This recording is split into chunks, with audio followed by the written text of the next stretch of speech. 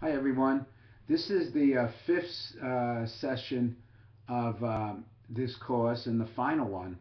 So, what we covered in the last couple is a lot of the questions that I would be asking a candidate who is thinking about buying a franchise. By the questions get asked, and I'm sure you see the premise by now uh, of why we want to know what kind of business the person wants to run, how many hours they want to put in, how many employees they want to have. We're just kind of repeating some of the stuff we asked.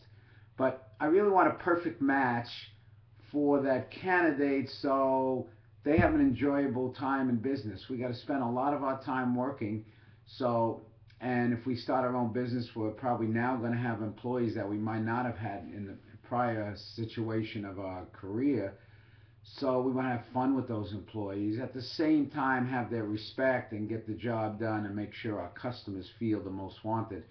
But uh, so we want to trim it. Sometimes I go through this whole process that almost takes 5 hours with a candidate, and what happens is the candidate, I think I read all the tea leaves correctly, and they answered all the questions correctly, and there was some other sub questions to the questions to get it really refined, and we even mentioned the type of franchises, and they were on board with that, and they made their statements throughout the thing, which I tried to work with, and we mentioned this way at the beginning, no preconceived notions. I try to put that down right away, or else you can't get forward. If the person says, I want just a sub shop, it's hard to do your job when they're talking about just a sub shop when there's so many different franchises and types, like 72 industries in the 3,000 to 3,500 franchises. So, uh, and then sometimes, even though you think you have it, you have this 5 hours of consultation, you have this rapport building between the candidate and myself, and you think you have it nailed on what kind of business they want to run, what fits their lifestyle from pleasure and amount of hours they want to work and income, and you miss it. You come up with three franchisors, and they look at you like, where did they come from? Or one or two of them are kind of lukewarm, but one is way out there. So you don't even want lukewarm. You want at least one of the three to be a real gut feeling and they're excited by it.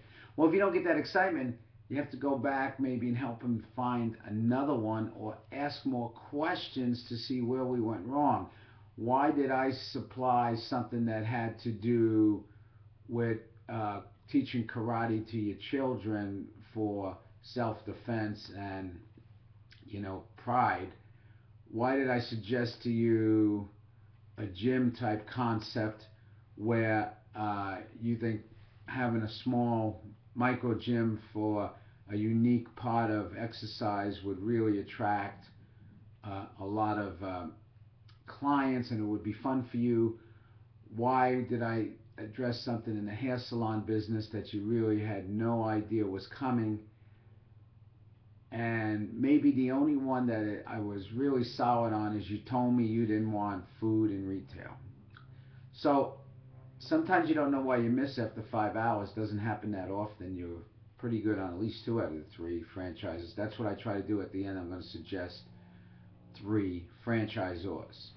So so then we kind of go back and ask some of the questions. So what we've done prior is ask all the questions. Now I have I gave just one or two assignments. Uh, I want to give another one here. Uh, Go back and listen to the last couple lectures and email me 5 questions that you think were pertinent to your background that really got you to thinking. Five, ranking them from 1 to 5, the most impressive questions that, if asked to you in this type of interview, you would say, wow, that really got me thinking. And it got me into focusing on what kind of franchise I want, vice just going for the fad that everybody said, you got to go there, you're going to make money. If your business is the idea of just go there and make money, you might as well give it up because you got to work a lot of days in your life. So you should go in and be excited about what you're making money at. And then if you can do two things, it's a home run, okay? So go back, listen to the earlier lectures, and tell me, I want you to write down and email me what are five, and I will respond to you about it, what your feeling is and what my feeling is, and so don't only put the five questions, write what it did to change your idea of what business you wanted. If it's really moving, tell me how it changed your life, but I don't think it's that. So really, just kind of, my email is my first initial last name, F Caparino, so it's FCAPERINO at franchoice, FRANCHOICE.com. Okay, can you do that? And let's continue on. I just have some more of the questions on the interview process that we covered in the other ones. There's only a couple more, and then we'll move into the franchise company investigation procedure, which we also give to the client. We want to ask the questions. We want to build a business model from those answers.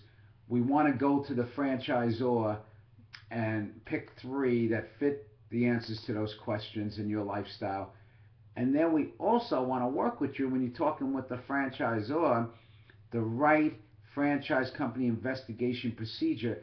And so you're going in there as a really educated consumer talking to the franchisor and the franchisees.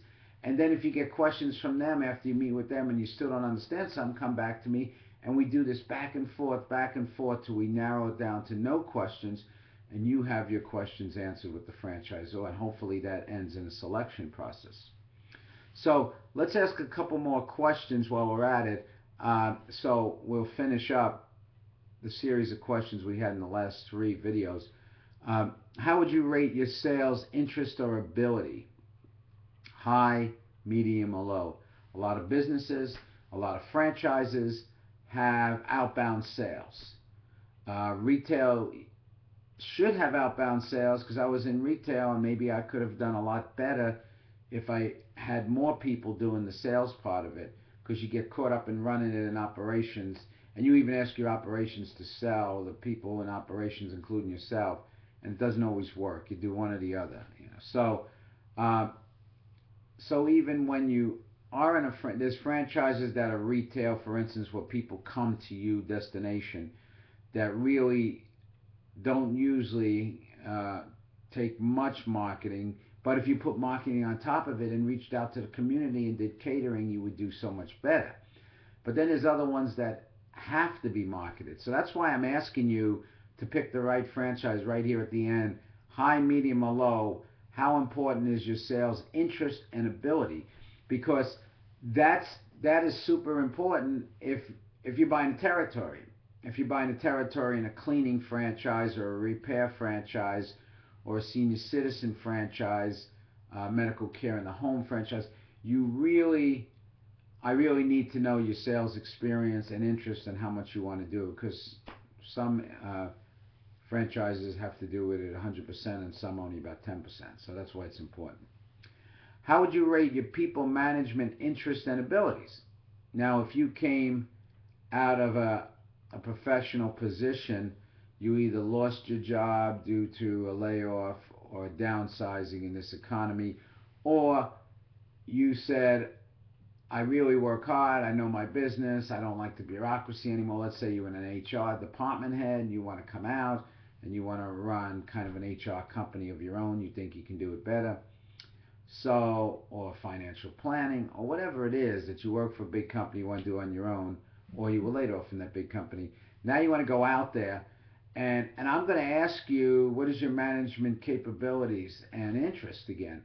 Because if you had 10 people under you or 20 people under you, and you enjoyed that, doing the annual reviews and the training and the guidance and the hiring and the firing and so forth, then we know that you can handle a business that has a lot of employees. That doesn't bother you. But if you always worked as your own, kind of like a technician type, an engineer, an accountant, and you were caught up in projectdom and you really didn't have people under you, this might be totally foreign to you, or you don't even want to try it. So That's why we really need to know how many people we want to manage, and that's going to groom down or eliminate or build up where we're going to go for the franchise of your choice. So, uh, another important question that we didn't ask earlier, like I said, but we're getting down to the final few, and if when I say to list the last three sessions of the four, where I really intensified a lot of the questions, if the person at the end has some kind of fear and anxiety about signing on the dotted line with a franchise that still has questions, then we're going to ask more questions that I'm not even mentioning in these videos, because we really have to get the answers so everybody's comfortable with it. So, an important question is, how would you rate the status of the business? If there's businesses that clean, hoods in grease, the grease from the hoods in a restaurant, because that becomes a fire hazard and it's a board of health situation that you have to meet certain requirements. And some people don't want to do that, so they hire that out. Now, if that made a lot of money, and I know people in it that seem to think it makes a lot of money, does is that something you don't care about the status when you're with friends and they say, "What do you do?" "I'm in the franchise business," and then they further investigate and say, "What kind of franchise business?" And you say, "I clean hoods or grease traps. Companies clean grease traps." Uh, these are services that have to be done, and maybe they're pretty lucrative, and some people don't mind doing them. But you know, uh, that's a question I got to ask: is status important, or it has no importance? It's only money. Or if it is important, we move on to a business. I'm not going to present you a business that I don't think has the status that you're looking for. How important is to make a meaningful contribution with your business? Very interesting. Some people, they buy a business and now people advertise and other consultants come in, green consultants, and they come in and they say, okay, how can I make your business green? Or some people buy a business right up front that has a green designation. It's a recycling business or something like that. So how important is to make a meaningful contribution? Or maybe you just have not a unique business, but you want a business that has enough cash flow that you can make a lot of contributions to charities or do a lot of community work. Or if you're in the food business or ice cream business like I was, we donated a lot of ice cream for events to get the free marketing and the community spirit, and it was always fun.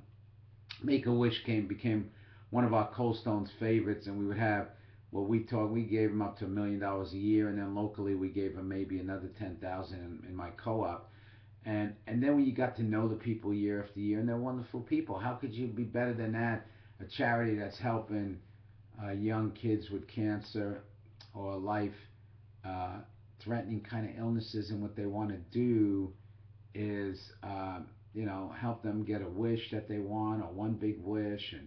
And it seems like most of them like to go to Disneyland or meet an athlete, famous actor. So it's just wonderful. So we used to donate ice cream. We also know that we'd get a lot of publicity from that and PR. But at the same time, the people you met and the children you met, the children from like San Diego, my co-op, they would send their children in all the uh, our Cold Stones once a month. Excuse me, once one day a year when we had that biggest ice cream social all at the same time across the country. And we've had Make-A-Wish children in the store asking for the donations, and it was wonderful. So you got the free advertisement and PR hits on TV and radio, but you really felt great because of the cause. So, uh, and then we're going to try to even narrow that down even a little further. Although this question is not as important because I can fabricate this answer from all your prior questions. But what type of business has initial appeal to you? Is it retail in a mall? Mall, big mall has more foot traffic, also has more rent. Is it retail in a shopping center, which is if you get like an A-class center, it's a step down in rent, but it's the most, it's got a lot of good anchor tenants and a lot of traffic and people who come there, and it's very safe and a nice environment. Do you want a home-based business? Do you want home base and also personal services? Do you want fast food, other fast food, or other types of food? And how about automotive, business to business selling as opposed to business to consumer, um, IT consulting, business consulting in general, on and on. There's 72 industries. So those are the kind of questions we're going to ask you. So we can finish our search, and I can put it together the business model from that. And from that, I'm going to select 3 franchisors, present them to you, and then hopefully you will move over to the franchisor and start asking all the questions that you, as my candidate, myself, will put together and make sure we get everything answered. But remember, have to go to the franchisees. So you have to bridge from me to the franchisors to get to the franchisees. That's the only way you're going to know that that franchise of your choice really is going to be the franchise of your choice. It really works well for you. It fits your life aspirations and income aspirations, and that's what we're trying to accomplish. Um, so I think I will end it here, and we've done the 5 sessions. You now know all the questions that are answered, and I would like you, as the homework assignment after this, to email me again, fcaperino, FCAPERINO, at franchoice.com, or go to my website, franchoice.com, again, /fcaperino, FCAPERINO, and you can fill out information if you want further information on this complimentary franchise consulting. We could actually, all the questions we asked, we can work with you, and we can do it with you. So, but what I want for a homework assignment at the end of this is if, and again, this is just to help you. So if you can send me, as you went through all those series of questions, I asked every series of question that I would ask any candidate every day of the week when I meet them. And I would like you to give me ideas of what kind of industry you think you'd be looking for a franchise in from your answers to those. Or what do you think I would pick, knowing yourself? Take the series of questions from the video, write the answer down, and see if you can come up with. If you're interested in me helping you come up with something from that, go to the website I said, franchoice.com /fcaperino, and fill out the questionnaire, including with your finances, because that's part of the questionnaire, and I will get back in touch with you. And if you have questions on those questions, just tell me, or if you want to go through the process, I'll start the whole thing over again. Anyway, I appreciated the time with you on these 5 sessions. I hope you got a lot out of it. I hope you will email me if you have any questions on these sessions. That's part of it. I'm here to answer questions. I will try within 24 hours to get back to you, never more than 48. But again, my name is Frank Caperino. My email is fcaperino at franchoice, franchoice.com. Thank you very much, and hope to see you soon or hear from you soon. Bye now.